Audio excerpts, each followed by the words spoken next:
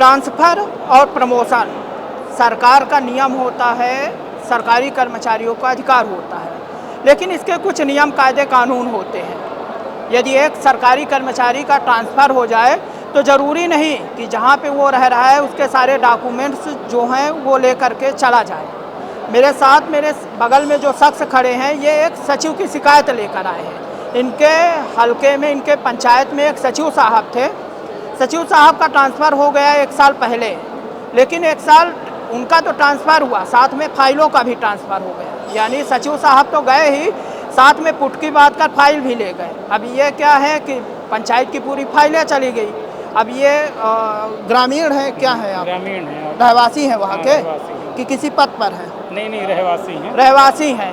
अब इनकी कुछ फाइलें होंगी, कुछ काम होगा, अब वो काम नहीं हो पा रहा है। क्या है पूरा मामला, जान लेते हैं। क्या नाम है आपका? विपिन मिश्रा नाम है मेरा। कहाँ से आए हैं? ग्राम पंचायत क्षेत्र कनौजा से आए हैं। तहसील हुजूर है। किस लिए आज रीवा कलेक्ट्रेट आए हैं? ये यहाँ पे 15 महीने पूर्व हमारे ग्राम पंचायत के सचिव आशीष चतुर्वेदी जी का ट्रांसफ़र हुआ था, जिस पे हमने कुछ उसके बाद RTI वगैरह लगाई, तो हमको जनपद कार्यालय रीवा और ग्राम पंचायत कार्यालय कनौजा से जो है जानकारी मिली कि सचिव महोदय अपनी समस्त फाइलें लेकर के अपने साथ चले गए हैं। उनमें फाइलें कौन कौन सी थी, किस प्रकार की फाइलें थी? उसमें समस्त मनरेगा से लेकर के समस्त फाइलें वो सचिव महोदय अपने साथ पे लेके चले यदि गए। मैं ये कहूँ कि भ्रष्टाचार की फाइलें थी तो गलत नहीं होगा? बिल्कुल बिल्कुल, भ्रष्टाचार से संबंधित समस्त फाइलें, जितनी भी फाइलें इनकी आवक जावक से लेकर के समस्त फाइलें ये लेके चले गए, जिसकी मुझे RTI पे कार्यालय के द्वारा जानकारी भी दी गई है कि सचिव के द्वारा फाइल ले जाया गया है।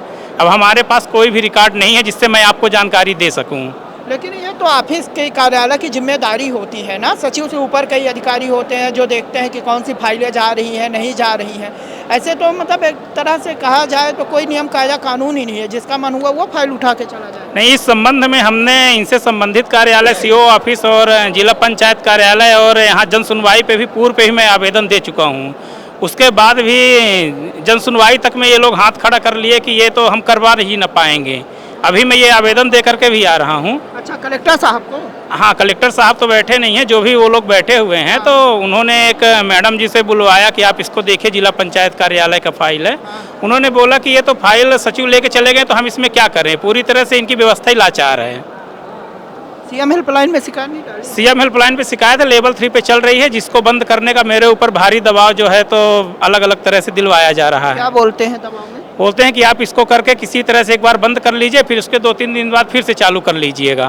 अच्छा, मतलब जी। फाइल नहीं दिलवाएंगे, बंद करवाने? नहीं, फाइल नहीं, बोलते हैं कि आप इस तरह शिकायत करते रहिए जो है, और आपको ज़्यादा जानकारी चाहिए तो आप हाई कोर्ट चले जाइए, न्यायालय चले जाइए, लेकिन सेक्रेटरी फाइल लेके चले गए तो हम इस पर कोई कार्रवाई नहीं कर सकते हैं। तो कोई अधिकार होता है क्या कि फाइल उठाओ और चले जाओ? अब ये संबंधित विभाग जो है तो जानकारी देवे जो है, लेकिन उन्होंने तो हमको लिख के दे दिया है कि वो सेक्रेटरी फाइल लेके चले गए, अब हम इस पर कुछ नहीं कर सकते हैं आगे। ठीक है, तो सुना आपने कितने साल आपके पंचायत में थे? मेरे पंचायत पे वो 4 वर्ष से ज़्यादा तक सेक्रेटरी थे, और उनके कार्यकाल पे भारी भ्रष्टाचार के साथ में, भारी अनियमितता के साथ में कार्य भी हुए हैं। अच्छा, कौन कौन से भ्रष्टाचार? इन्होंने जिस तरह से रोडें बनाई, रोड ग्राउंड पे रोड मौजूद नहीं है, इन्होंने जो नालियाँ बनाई सारी नालियाँ अपूर्ण हैं, तो इस तरह से बहुत सारे भ्रष्टाचार हुए हैं इनके क्षेत्र पे। अब अपन ने RTI लगाई, उसी के संबंध में कई सामाजिक कार्यकर्ताओं ने RTI लगाई है।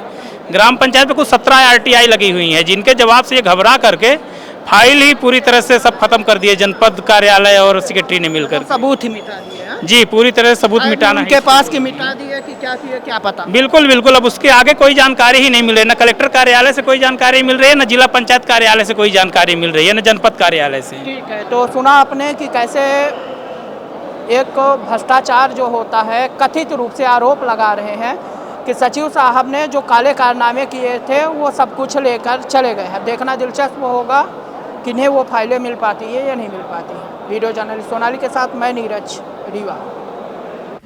श्रवण कुमारी senior secondary school Chirhula Rewa, जहां इस समय चालू है फ्री एडमिशन।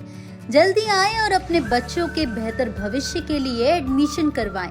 नर्सरी से 12वीं तक